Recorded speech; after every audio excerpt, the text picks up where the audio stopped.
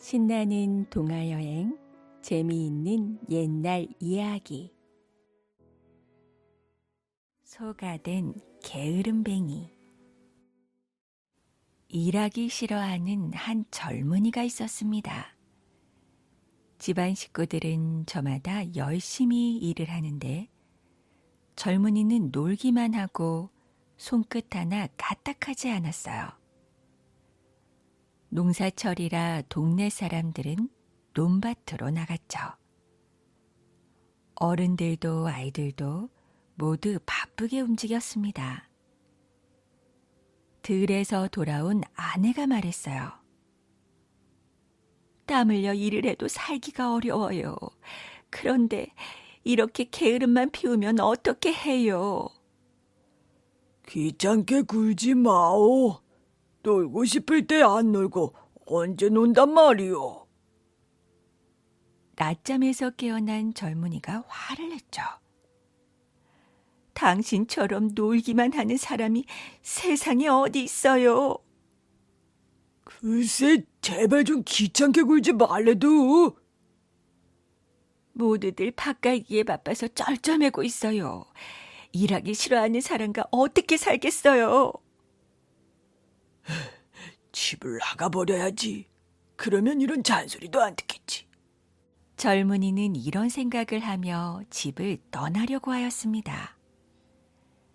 장롱을 뒤져서 아내가 아끼던 배 2피를 몰래 꺼내었어요. 그리고 그 길로 곧장 집을 나섰죠. 한참을 가다가 나무 그늘에서 되새김질하는 소를 보았습니다. 그 소 팔자 한번 좋구나. 나도 소가 되었으면. 물끄러미 소를 보던 젊은이는 뒷산으로 걸음을 옮겼습니다.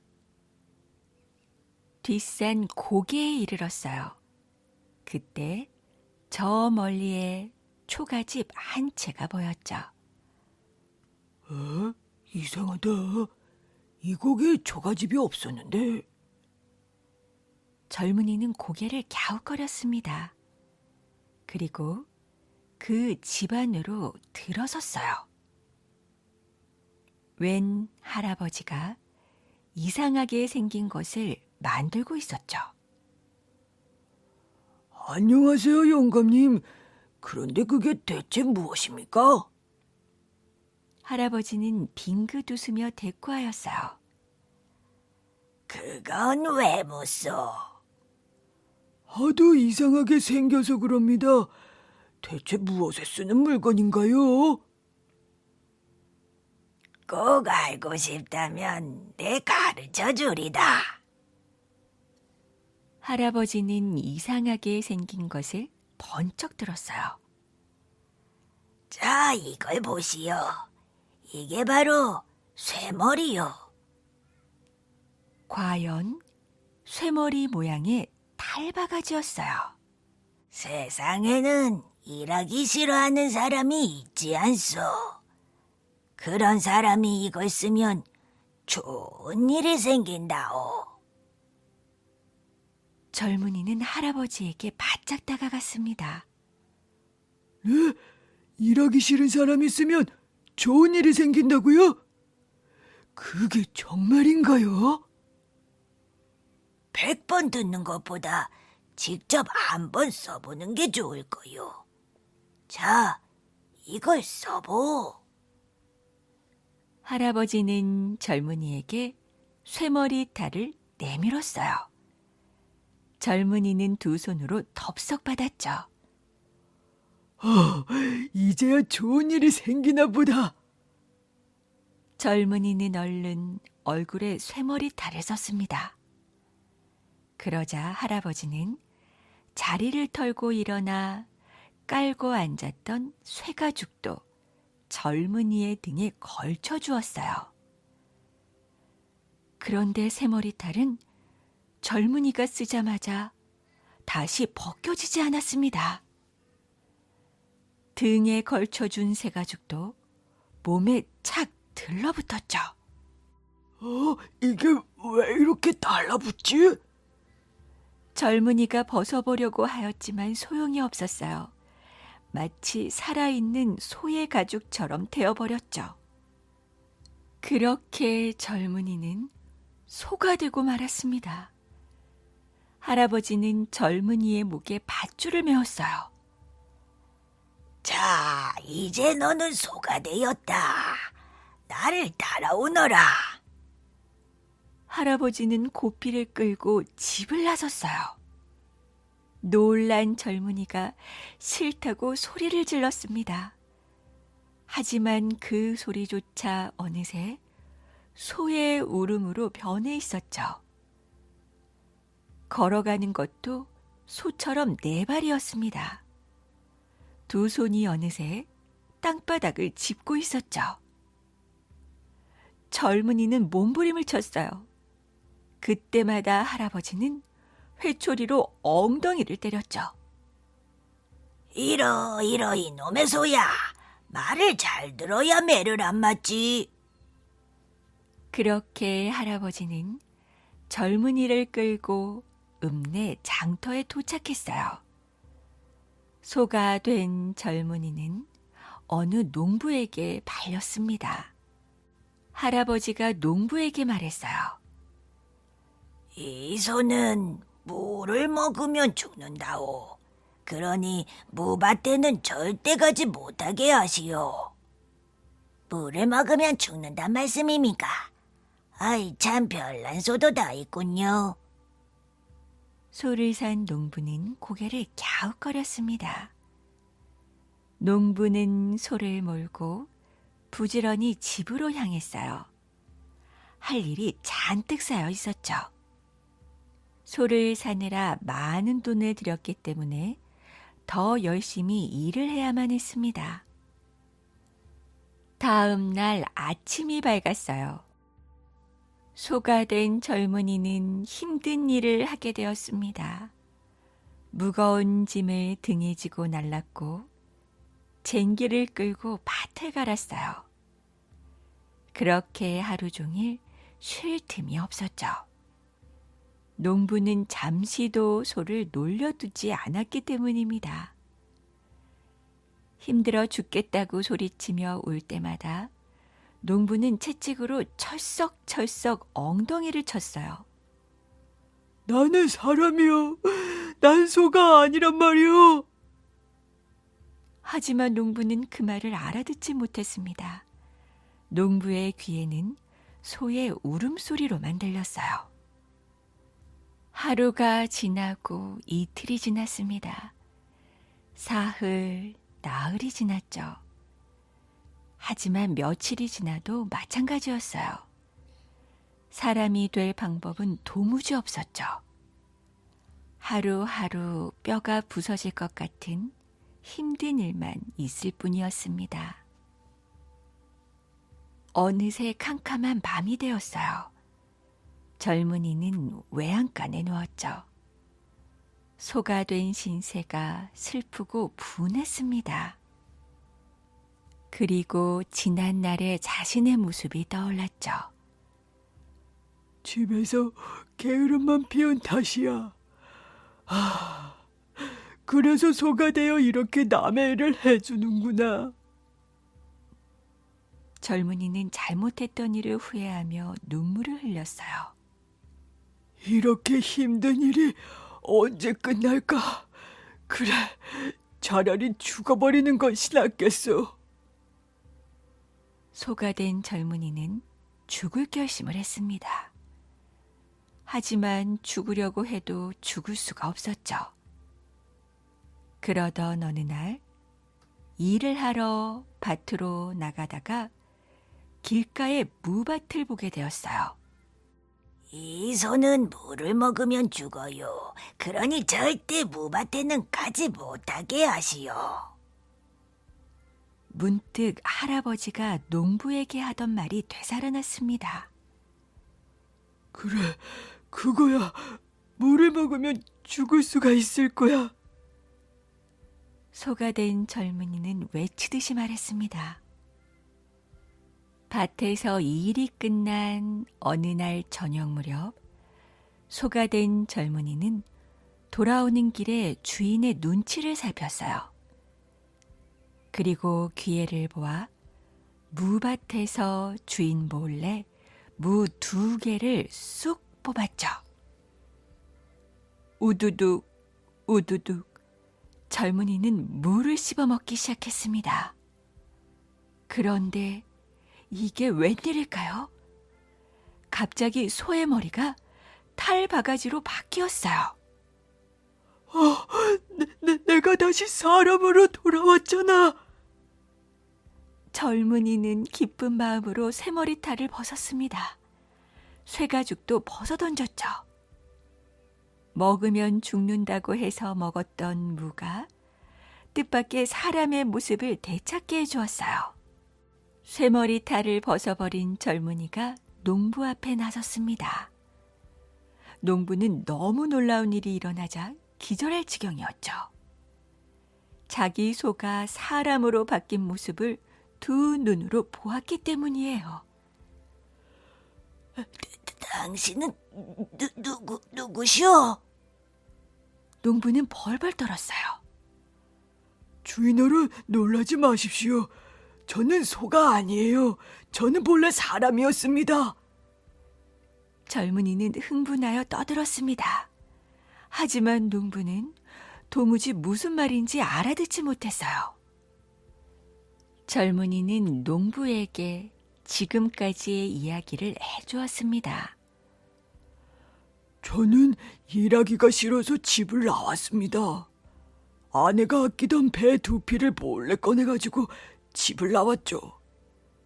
뒷산 고개에 이르자 전에 못 보던 초가집이 있어서 이상하게 생각하며 안으로 들어갔어요. 거기서 어떤 할아버지를 만났습니다. 젊은이는 그 할아버지로부터 쇠머리탈을 얻어 쓴 이야기와 그 쇠머리탈을 쓰자마자 소가 되었다는 이야기를 해주었어요. 할아버지가 등에 쇠가죽을 걸치자 척 들러붙어 떨어지지 않았던 것도 말이에요. 그 말을 듣고 비로소 농부는 알았다는 듯 고개를 끄덕였습니다. 그랬었군요. 난 그것도 모르고 그동안 미안했소. 괜찮습니다. 비록 고생은 했지만 소가 되었기에 배운 것도 많았습니다. 이제 집으로 돌아가면 열심히 일할 것입니다. 젊은이는 농부와 헤어졌어요. 그리고 집으로 돌아오는 길에 뒷산 고개에 이르렀죠. 틀림없이 이 자리에 초가집이 있었는데. 젊은이가 중얼거렸어요. 하지만 초가집은 온데간데가 없고 그 자리에는 풀만 수북하게 자라 있었습니다. 그리고 풀더미 사이에 하얀 것이 보였죠. 바로 젊은이가 지고 가던 배에 2필이 놓여 있었어요. 집에서 가지고 나올 때 그대로 새 것이었습니다. 이럴 수가. 산신령님이 나를 혼내주기 위해서 사람으로 나타나셨다가 사라지신 걸까? 그렇게 젊은이는 배의 2필을 다시 짊어지고 집으로 향했습니다. 듣기 싫은 잔소리만 한다고 미워했던 아내가 몹시도 보고 싶었어요. 집에 들어서자 식구들이 반갑게 맞아주었죠. 젊은이는 옛날의 그 게으름뱅이가 아니었습니다. 아침 일찍 들에 나가 저녁 늦도록 일했어요. 아이고, 저게 누구야? 놀기만 하던 게으름뱅이가 딴 사람이 되었구먼. 동네 사람들이 모여서 수군거렸습니다. 밭갈이 하던 젊은이는 빙긋이 웃기만 했답니다. 못된 주인 버릇 고치기. 옛날 어떤 마을에 왕굴장굴대라는 머슴이 살고 있었습니다. 어느 날 왕굴장굴대는 과거 보러 가는 주인집 아들을 따라서 서울에 가게 되었습니다. 주인집 아들은 다그닥다그닥 말을 타고 왕굴장굴대는 말고삐를 잡고 성큼성큼 걸어갔죠. 왕굴장굴대와 주인집 아들은 들길도 지나고 산길도 지났어요. 왕굴장굴대는 힘들었지만 씩씩하게 말을 몰았습니다. 에이, 이 무슨 고생이람. 가고고 뭐고 집으로 돌아가서 따뜻한 방에서 뒹굴뒹굴 놀면 좋겠구먼. 주인집 아들은 말을 타고 편하게 가면서도 계속해서 투덜댔죠. 고개를 하나 넘으니 주인집 아들은 배가 고팠어요. 그래서 말에서 내려 밥 강주리에서 급하게 밥을 꺼내 우적우적 자기 혼자만 먹기 시작했습니다. 왕굴장굴대도 무척 배가 고팠는데 말이에요. 서방님, 저도 배가 고픕니다요. 이놈아, 양반이나 배가 고프지 머슴도 배가 고프냐? 주인집 아들은 왕굴장굴대를 윽박지르더니 계속 자기만 먹었어요. 한참 밥을 먹는데 갑자기 똥이 마려웠죠. 그래서 똥을 누러 급히 숲속으로 들어갔습니다. 그 사이에 왕굴장굴대는 주인집 아들이 먹다 남긴 밥을 눈 깜짝할 사이에 모두 먹어버렸어요. 그러고는 밥그릇에 똥을 한 무더기 싸놨죠. 주인집 아들이 돌아오자 왕굴장굴대가 말했어요. 서방님, 밥이 오래되면 똥이 된대요. 엥? 밥이 똥이 되긴. 주인집 아들은 다시 밥그릇을 열었습니다. 그런데 이게 웬걸 모두 똥이었어요. 이게 웬 똥이야? 그거 보세요. 밥이 오래되면 똥이 되잖아요.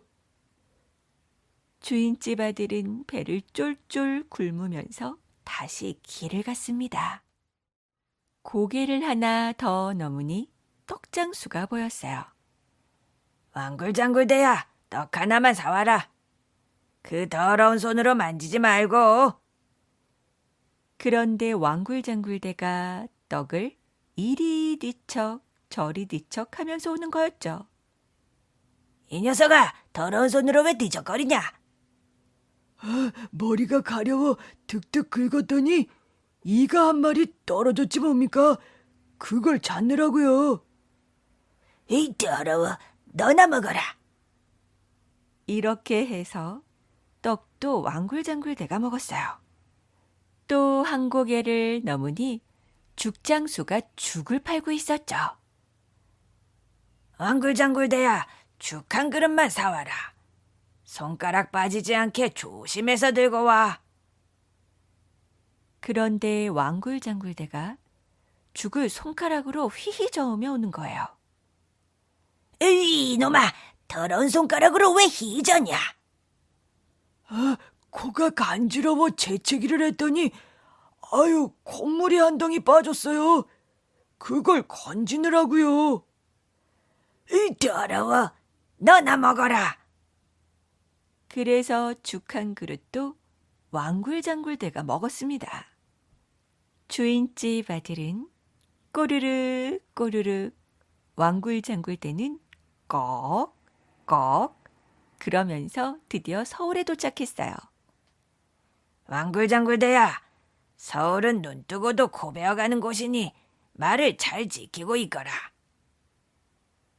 주인집 아들은 저 혼자만 밥을 먹겠다고 주막집으로 들어갔습니다. 그때 마침 나무장수 한 명이 나무를 지고 무거워서 쩔쩔매며 지나가는 게 보였어요. 왕굴장굴대는 나무장수가 불쌍해서 말을 주워버렸죠. 주인집 아들이 주막을 나와보니 왕굴장굴대가 한 손으론 말고삐를 쥐고 다른 한 손으론 코를 감싸진 채 눈을 감고 서 있는 거예요. 이 녀석아, 말은 어디 두고 너만 서 있냐? 왕골장골대는 깜짝 놀란 체하며 대답했죠. 말이 어디 갔지? 도련님이 서울은 눈 뜨고도 코를 베어간다기에 저는 눈을 꼭 감고 코를 쥐고 있었는데쇼.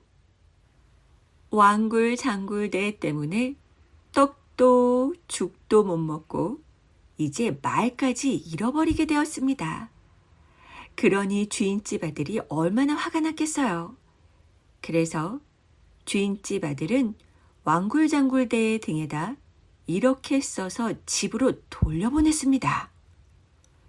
왕굴장굴대 때문에 먹을 것도 제대로 못 먹고 말도 잃어버렸으니 집에 돌아가는 대로 왕굴장굴대를 때려 죽여라. 왕골장골대는 집으로 돌아가는 길에 한 스님을 만났어요. 스님, 제 등에 뭐라고 씌어있나요? 스님이 등에 쓰여 있는 글을 읽어주는데 왕골장골대가 들으니 집으로 가면 자신은 죽은 목숨이었죠. 스님, 저 좀 살려주세요. 배가 고파서 도련님 먹을 걸 제가 먹고 나무장수가 불쌍해서 주인집 말을 줬더니 그만 죽게 생겼습니다요. 그래도 그렇지. 사람을 때려 죽이라고 하다니 참 고약한 주인이로구나. 스님은 왕골장골대의 등에 적힌 글을 말끔히 지우고 다시 써주었습니다. 왕골장골대는 집으로 돌아오자마자 주인에게 등에 적힌 글을 보여주었습니다. 왕굴장굴대 덕분에 과거에 급제했으니 돌아가는 대로 기와집에서 살게 해주세요. 왕골장골대의 등에는 이렇게 적혀 있었죠. 거참 이상하다. 주인은 갸웃갸웃하면서도 그대로 해주었어요. 그래서 왕골장골대는 기와집에서 잘 살게 되었습니다. 뒤늦게 주인집 아들이 과거에서 떨어지고 돌아왔어요. 그런데 죽었어야 할 왕골장골대가 기와집에서 잘 살고 있는 거였죠. 아들의 말을 모두 들은 주인은 화가 나서 머슴들을 시켜 왕골장골대를 꽁꽁 묶었습니다. 그러고는 망태에 넣어 강물에 던지게 했어요. 다행히 망태가 떨어지다 강가의 나무에 걸렸죠. 그렇게 대롱대롱 한참을 매달려 있는데 말에 그릇을 가득 실은 그릇장수가 다리를 절며 지나가고 있었어요. 왕골장골대가 갑자기 큰 소리로 외쳤죠. 내 다리 펄쩍, 내 다리 펄쩍. 아이, 좋구나. 내 다리가 다 나왔네. 그릇장수는 궁금해서 위로 올려다보았어요. 그게 무슨 소리요? 아, 이렇게 망태 속에서 내 다리 펄쩍, 내 다리 펄쩍 하고 있으면 다리가 낫는다기에 그렇게 했더니 정말 멀쩡하게 낫지 뭡니까? 아이고, 그럼 나도 좀 해봅시다. 그릇장수는 왕골장골대를 꺼내주고 본인이 망태에 들어가 앉았어요. 그러고는 나무에 대롱대롱 매달려서 왕골장골대가 시키는 대로 했죠. 내 다리 펄쩍, 내 다리 펄쩍. 그 사이 왕골장골대는 그릇을 가득 실은 말을 데리고 주인집으로 갔습니다. 주인집 식구들은 모두 깜짝 놀랐어요. 아니, 어떻게 된 일이냐? 아, 주인님 덕에 구경 많이 했습니다. 강 속에 들어가 보니 좋은 물건이 많더라고요. 그래서 이렇게 말에다 그릇까지 얻어가지고 돌아왔습니다요. 욕심 많은 주인집 식구들은 귀가 솔깃해졌어요. 그래서 어찌하면 좋은 구경을 하고 그릇을 얻어올 수 있는지 물었죠. 아, 그곳에 가려면 커다란 무쇠솥을 쓰고 가세요. 옳지, 그래야 둥둥 뜨지 않고 강 속으로 깊이 깊이 들어갈 수 있겠구나. 그리하여 주인이랑 마님이랑 아들은 모두 무쇠솥을 쓰고 줄레줄레 강으로 들어가 버렸습니다.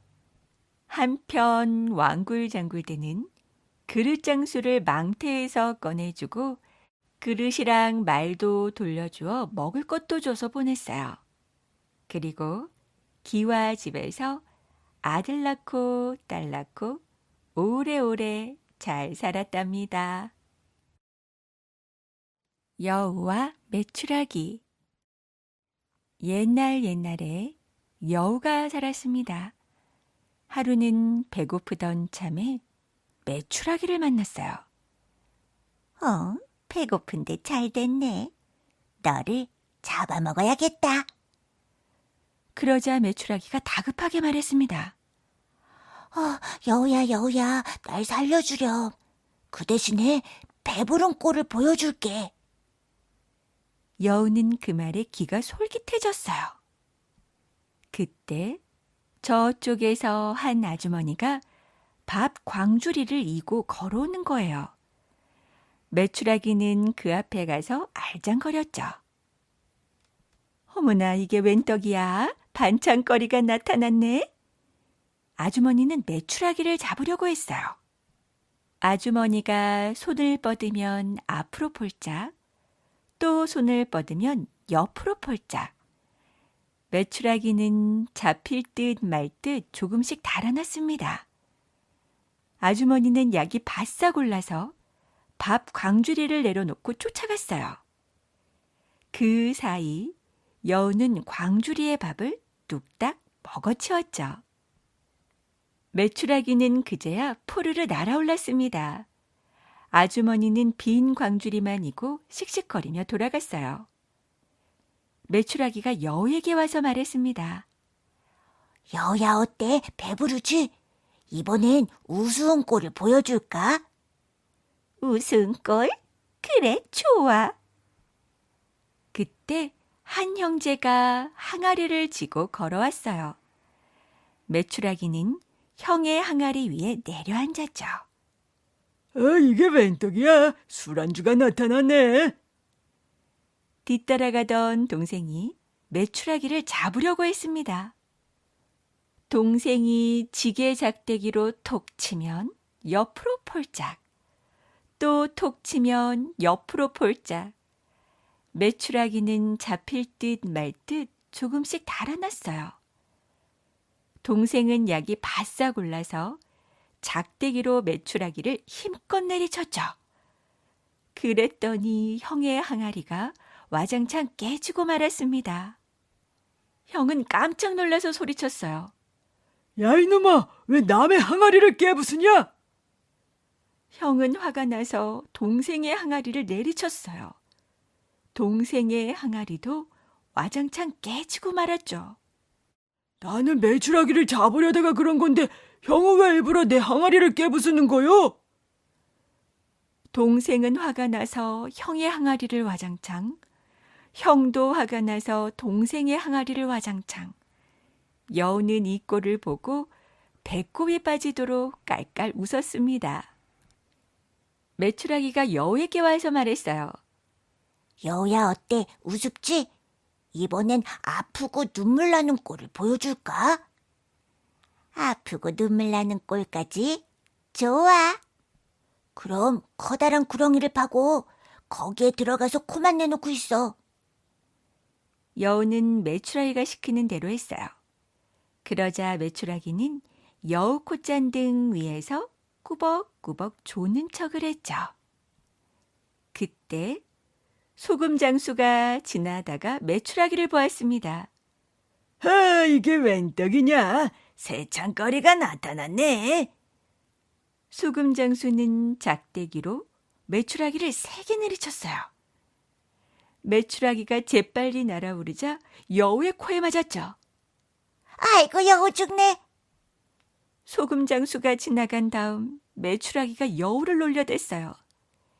요놈 여우야, 아프고 눈물 나는 꼴 어떠냐? 여우는 부글부글 화가 나서 메추라기를 덥석 물었습니다. 이제 메추라기는 꼼짝없이 죽게 되었어요. 메추라기가 눈물을 뚝뚝 흘리며 말했죠. 여우야, 죽기 전에 엄마가 보고 싶어. 마지막 소원이니까 엄마 좀 불러줄래? 여우는 마지막 소원이니까 들어주기로 했어요. 메추라기 엄마. 여우가 입을 크게 벌려 외쳤죠.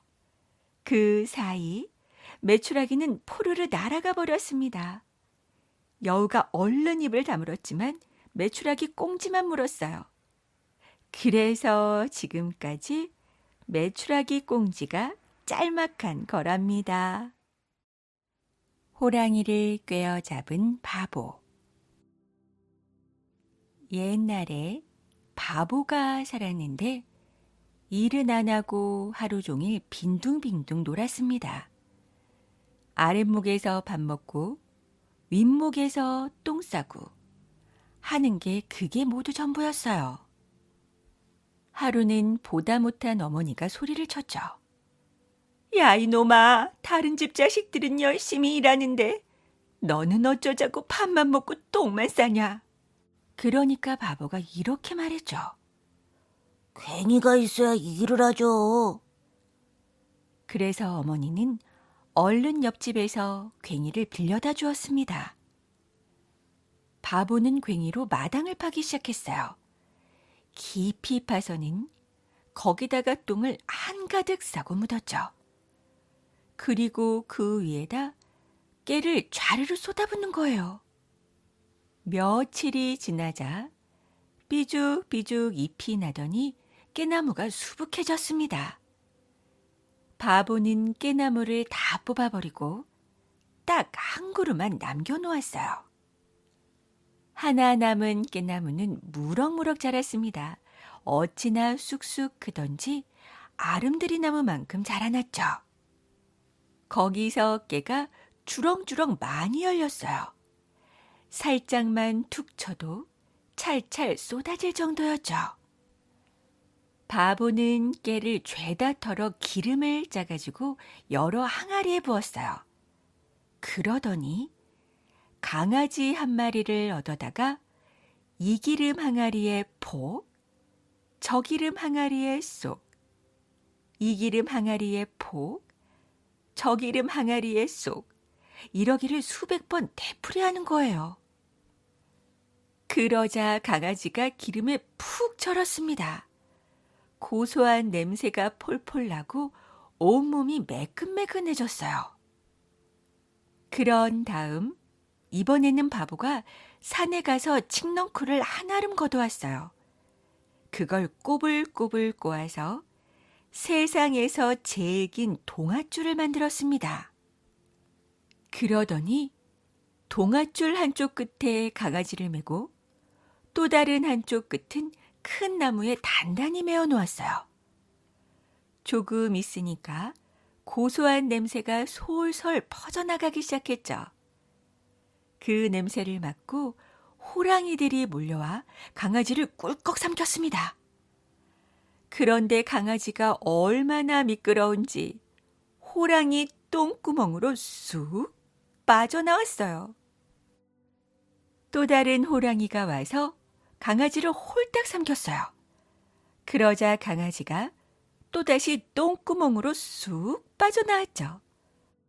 또 다른 호랑이가 홀딱 삼키면 강아지가 호랑이 똥구멍으로 계속해서 나왔어요.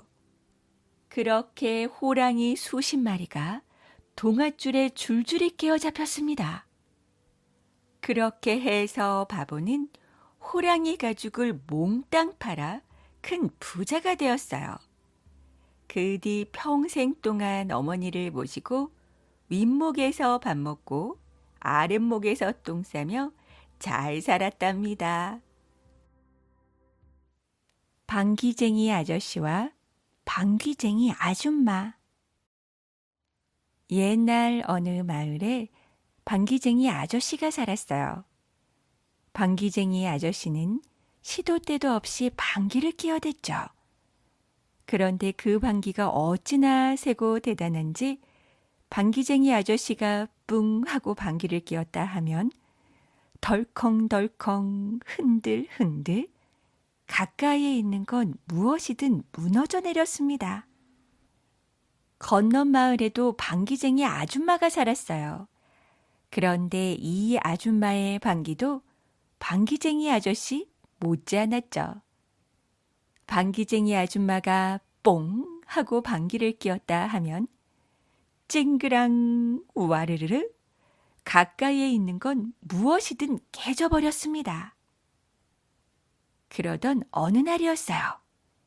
집에 있던 방귀쟁이 아저씨가 옳거니 하며 무릎을 탁 쳤죠. 아유 깜짝이야. 갑자기 무슨 일이요? 옆에 있던 아내가 놀라 물었어요. 내가 왜 여태 그 생각을 못했을까? 누구 방귀가 더 센지 시합을 해봐야겠어. 방귀쟁이 아저씨는 냉큼 집을 나섰습니다. 어느새 방귀쟁이 아저씨는 건넌 마을에 이르렀어요. 마침 한 농부가 오길래 물어보았죠. 이보시오, 방귀쟁이 아줌마네 집이 어디요? 그런데 방귀쟁이 아줌마가 어찌나 유명한지 지나가던 농부가 바로 한 집을 가리키는 거예요. 방귀쟁이 아저씨는 괜히 화가 났습니다. 그래, 두고 보자. 누가 더 힘이 센지. 그러면서 곧장 방귀쟁이 아줌마네 집으로 향했죠. 방귀쟁이 아줌마네 집에는 아이 혼자 집을 보고 있었습니다. 얘야, 엄마는 어디 계시니? 네, 장터에 가셨어요. 그런데 아저씨 누구세요? 아이가 눈을 동그랗게 뜨고 물었어요. 네 엄마 방귀가 이 마을에서 가장 세다는데 그게 정말이냐? 네, 맞아요. 우리 엄마 방귀는 아무도 못 당해요. 아이가 한껏 우쭐대며 말했습니다. 아이의 말에 방귀쟁이 아저씨는 더 화가 났어요. 그래서 도저히 못 참겠다는 듯이 소리를 버럭 질렀죠. 이 녀석아, 네 엄마 방귀가 센지 내 방귀가 센지 어디 맛 좀 봐라. 방귀쟁이 아저씨는 아이에게 엉덩이를 들이대고 뿌붕뿡뿡 방귀를 뀌었습니다. 아이는 방귀쟁이 아저씨의 방귀바람에 아궁이 속으로 들어가 버리고 말았어요. 그러고는 시커먼 아궁이 속을 지나고 고불고불한 방골에도 지나서 기다란 굴뚝으로 쑥 빠져나왔죠. 그제야 방귀쟁이 아저씨는 뒷짐을 지고 돌아갔습니다. 장터에서 돌아온 방귀쟁이 아줌마는 화들짝 놀랐어요. 아이가 온몸에 검댕이를 묻힌 채 울고 있는 게 아니겠어요. 아이고, 이게 어찌 된 일이냐? 아이는 그동안 있었던 일을 죄다 이야기했습니다. 아이의 말에 방귀쟁이 아줌마는 화가 나서 펄펄 뛰다가 빨랫방망이를 들고 방귀쟁이 아저씨를 쫓아갔어요. 방귀쟁이 아줌마가 씩씩대며 논두렁 밭두렁을 지나자 저 멀리 강을 건너는 방귀쟁이 아저씨가 보였죠. 이 고얀 놈 개석거라! 방귀쟁이 아줌마가 고래고래 소리를 질렀습니다. 하지만 방귀쟁이 아저씨는 힐끗 돌아보고는 흥 하고 코웃음을 쳤죠. 좋다. 어디 내 방귀 맛 좀 봐라. 방귀쟁이 아줌마는 빨랫방망이를 엉덩이에 대고 뽀봉뽕뽕 방귀를 끼어댔어요. 그러자 빨랫방망이가 하늘로 둥 떠올랐죠. 그러고는 강을 쏜살같이 가로질러 방귀쟁이 아저씨 쪽으로 떨어지려는 순간이었습니다. 당하고만 있을 내가 아니지. 방귀쟁이 아저씨도 엉덩이를 휙 치켜들더니 뿌붕뿡뿡 맞방귀를 꼈어요. 그러자 힘차게 날아오던 빨랫방망이가 핑그르르 돌더니 방귀쟁이 아줌마 쪽으로 다시 날아가지 않겠어요. 그의 질세라 방귀쟁이 아줌마도 뽀봉뽕뽕, 방귀쟁이 아저씨도 뽀봉뽕뽕. 그러다가 아줌마와 아저씨가 한꺼번에 방구를 껴대니까 빨래방망이는 오도 가도 못하다가 강물 속으로 풍덩 빠지고 말았습니다. 둘은 지쳐서 그 자리에 털썩 주저앉아 가쁜 숨을 몰아쉬었어요. 그 모습을 지켜보던 사람들은 한바탕 웃음을 터뜨렸답니다. 구렁덩덩 새선비. 옛날에 한 할머니가 살았는데 자식이 없었어요. 할머니는 제발 아이 하나 낳게 해달라고 빌고 또 빌었죠. 그러다가 정말 아기를 낳았는데 사람이 아니라 구렁이였습니다. 할머니는 구렁이를 차마 방 안에서 키울 수 없어서 뒷마당에 두고 삿갓으로 덮어주었어요. 할머니가 아기를 낳았다는 소식을 듣고 대감집 딸들이 구경을 왔어요. 할머니 아기는 어딨어요? 뒷마당에 있는 삿갓을 들주어보렴. 첫째 딸과 둘째 딸은 구렁이를 보더니 징그럽다며 침을 탁 뱉고 돌아갔습니다. 하지만 셋째 딸은 그렇게 하지 않았어요. 어머, 구렁덩덩 새선비를 낳았네. 셋째 딸은 삿갓을 잘 덮어주고 돌아갔습니다. 구렁이는 무럭무럭 자라 장가갈 나이가 되었어요. 그러던 어느 날 구렁이가 말했죠. 어머니, 저를 대감집 딸에게 장가 보내주세요. 말도 안 되는 소리. 누가 구렁이에게 시집 오겠느냐? 할머니는 고개를 저었습니다. 제 말을 안 들어주시면 다시 어머니 뱃속으로 들어가겠습니다. 할머니는 대감집을 찾아가 사정을 말했어요. 그러자 첫째 딸과 둘째 딸은 펄쩍 뛰며 말했죠. 어머, 누가 구렁이한테 시집을 가요? 하지만 셋째 딸은 얼굴을 붉히며 말했어요. 어머니가 허락하시면 제가 시집을 가겠어요. 셋째 딸은 왠지 구렁이가 싫지 않았습니다. 드디어 구렁이는 셋째 딸과 결혼을 했어요. 첫날 밤이 되자 구렁이가 색시에게 부탁을 했죠. 큰 가마솥에 물을 끓여주시오. 구렁이는 펄펄 끓는 물에 목욕을 하더니 허물을 벗고 멋진 선비로 변했습니다. 구렁덩덩 새선비와 색시는 행복하게 살게 되었죠. 그러던 어느 날 구렁덩덩 새선비가 과거를 보러 가게 되었어요. 이 허물을 잘 가지고 계시오. 허물이 없어지면 우리는 영영 만날 수 없게 된다오. 네, 걱정 마세요. 색시는 허물을 품에 넣고 고이고이 간직했습니다. 하루는 언니들이 찾아왔죠. 너 저고리 속에 숨긴 게 뭐니? 언니들이 색시 저고리에서 허물을 잡아 뺐어요. 징그러워. 구렁이 허물을 뭐하러 품고 다녀? 언니들은 허물을 화로에 던져 태워버렸습니다. 이를 어째? 우리 서방이 못 돌아오시면 어째?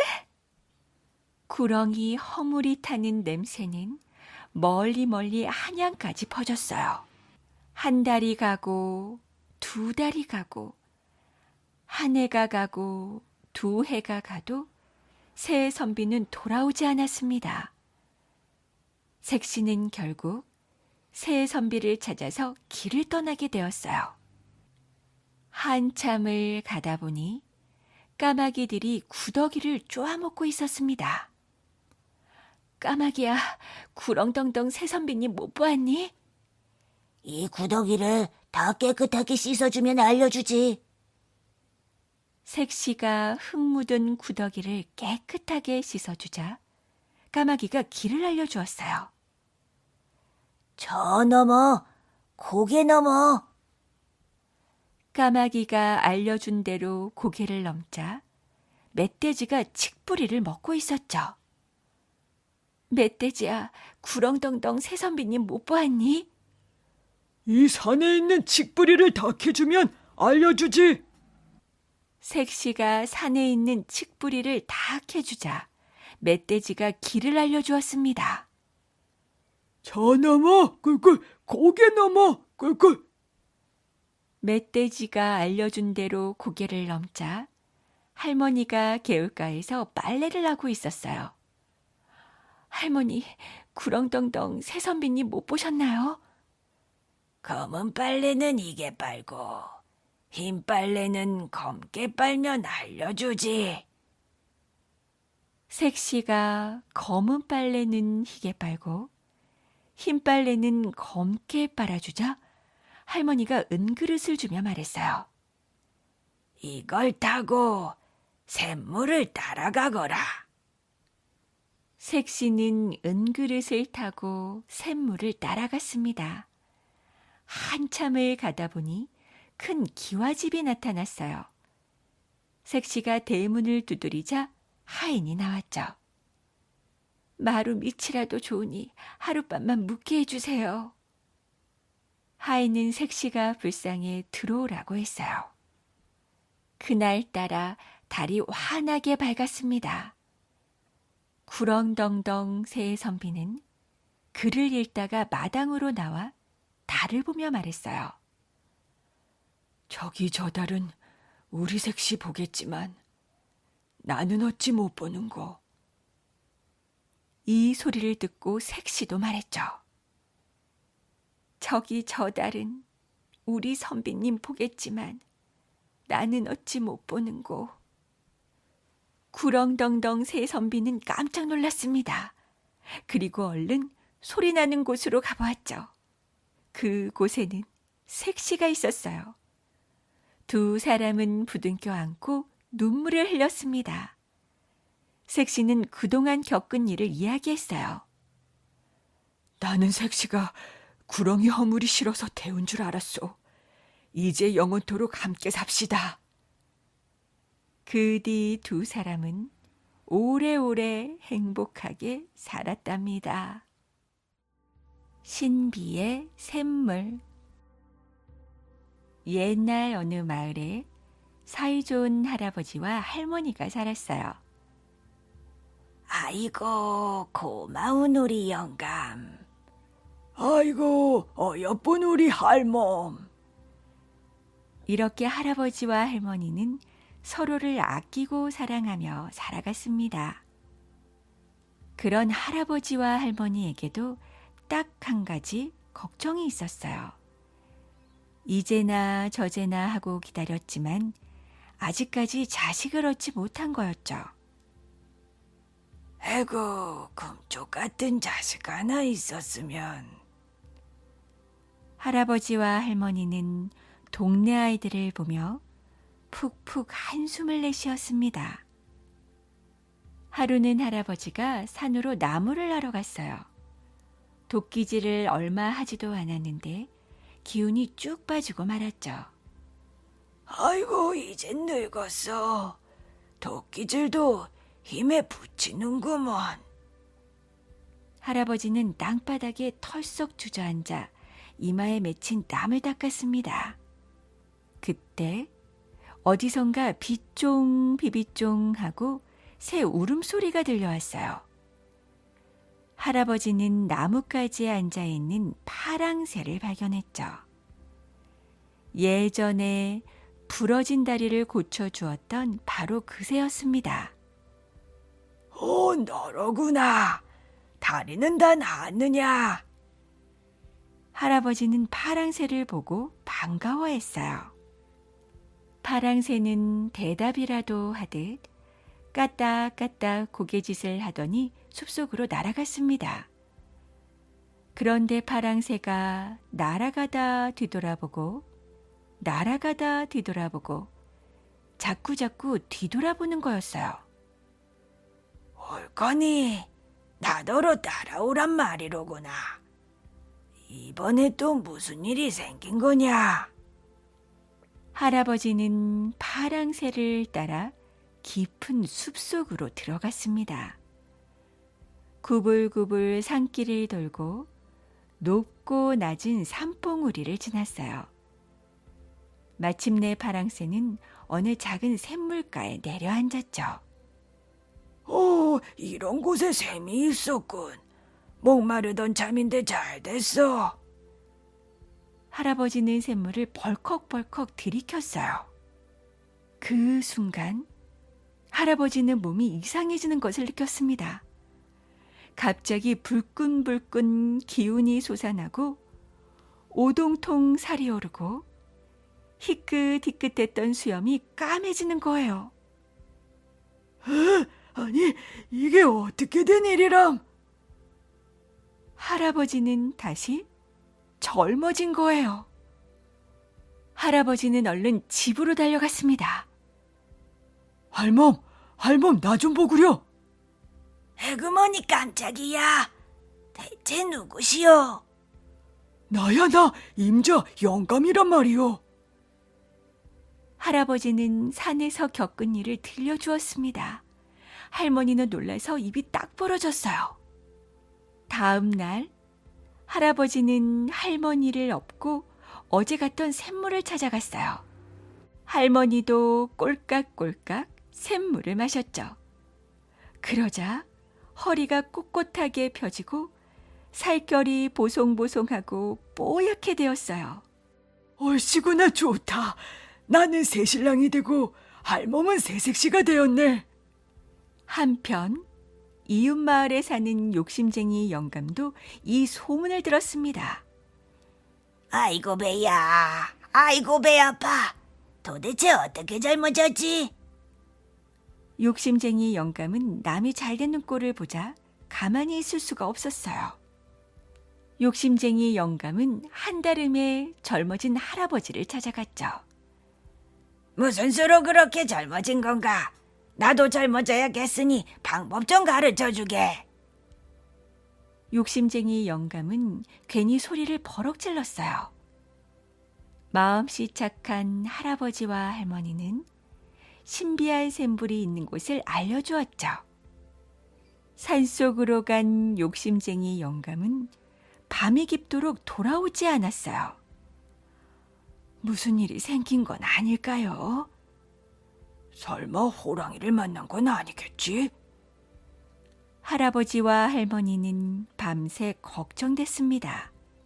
그래서 날이 밝자마자 샘물가로 달려갔습니다. 샘물가에 다다른 할아버지와 할머니는 깜짝 놀랐어요. 웬 아기가 응애응애 울고 있었거든요. 욕심쟁이 영감이 샘물을 너무 많이 마셔서 갓난아기가 되었나 보. 어머나, 이 일을 어쩌죠? 우리가 이 아기를 데려다 기릅시다.